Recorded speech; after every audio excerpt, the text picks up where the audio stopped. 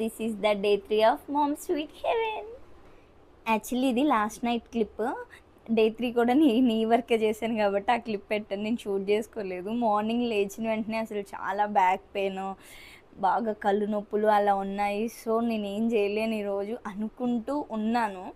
ఏం చేయాలా అనుకుంటున్నప్పుడు మానసక్క కాల్ చేశారు, సుధీర్ సార్ వస్తున్నారు, మీ ఏరియాలోనే ప్రోగ్రామ్ ఉంది సార్ది, వెళ్తావా అని. వెంటనే పరిగెత్తాను. సుధీర్ అన్న నన్ను గుర్తుపట్టి బాగున్నావా అన్నారు. అసలు నేను షాక్ అయిపోయాను. అండ్ హ్యాపీనెస్ అయితే మాటల్లో చెప్పలేను, చాలా మంచిగా అనిపించింది. మనం ఒక కంఫర్ట్ జోన్లో ఉన్నప్పుడు, ఒక ఫియర్ జోన్లో ఉన్నప్పుడు, ఆ జోన్ నుంచి మనల్ని చేపట్టుకొని బయటికి తీసుకొచ్చిన వాళ్ళని మనం లైఫ్ లాంగ్ మర్చిపోలేము.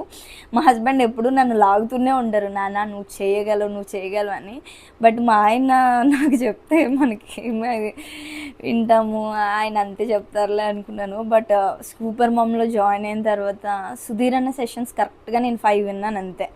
ఆయన ఏం చెప్పారంటే, స్టార్ట్ అయినప్పుడు మీరు విన్న వెంటనే చేసేయాలని పరిగెత్తకండి, అన్నీ వినండి, ఏమేమి ఆపర్చునిటీస్ ఉన్నాయి, ఏమేమి పాసిబిలిటీస్ ఉన్నాయి అన్నీ వినండి, మీకు ఏది కరెక్టో దాన్ని మీరు చూస్ చేసుకోండి, 2025 ఎండింగ్ కల్లే అన్నారు. బట్ నాకు 4 సెషన్స్లోనే ఒక క్లారిటీ వస్తుంది. సో మన దగ్గర కొంచెం అంటే నా మైండ్కి తగ్గ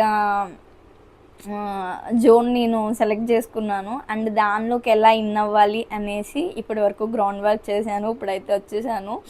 అండ్ ఆ రోజు కలిసాను కదా అన్నయ్యని, చెప్పాను అనమాట, అన్నయ్య నేను ఇలా మామ్ స్వీట్ హెవెన్ అనేది స్టార్ట్ చేశాను అని చెప్పేసి, ఓకే అమ్మ ఆల్ ది బెస్ట్ అన్నారు. చాలా మంచిగా అనిపించింది. యాక్చువల్లీ ఇప్పుడు మాట్లాడుతున్నప్పుడు కూడా నా చేతులు కొంచెం షివర్ అవుతున్నాయి.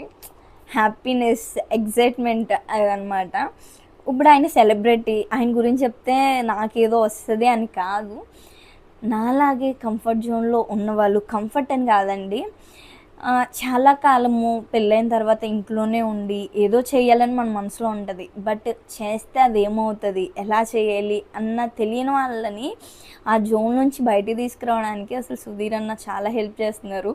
మేము చెయ్యకపోయినా సరే లాస్ట్ సెషన్లో ఏమైందంటే, మేము ఎవరెవరైతే చేయలేదో వాళ్ళకి టార్గెట్స్ ఇచ్చారు, మీకు చేయాలని ఉంది బట్ మీరు ఒక టైం ఫిక్స్ చేసుకొని అంతలోపే చేయండి అని చెప్పేసి. సో అది చెప్పినప్పటి నుంచి నాకు ఇంకా చేసేయాలి ఏదో ఒకటి అని ఇంకా గట్టిగా ఉంది. చదువు నేను హెల్దీ అండ్ క్వాలిటీ ప్రొడక్ట్స్ మీకు ఇస్తాను, అంతే బడ్జెట్లో ఇవ్వాలి అని అయితే నేను ప్రతిదీ రాసుకుంటాను. ప్రతి దగ్గర నుంచి పర్చేస్ చేసినాక రాసుకుని నాకు ఎక్కడ తక్కువ వస్తే అక్కడికి వెళ్ళాను అనుకోండి, మీకు కూడా కొంచెం తగ్గుతుంది కదా, అది నా ఉద్దేశము. సో రేపు కలుసుకుందాం మళ్ళీ.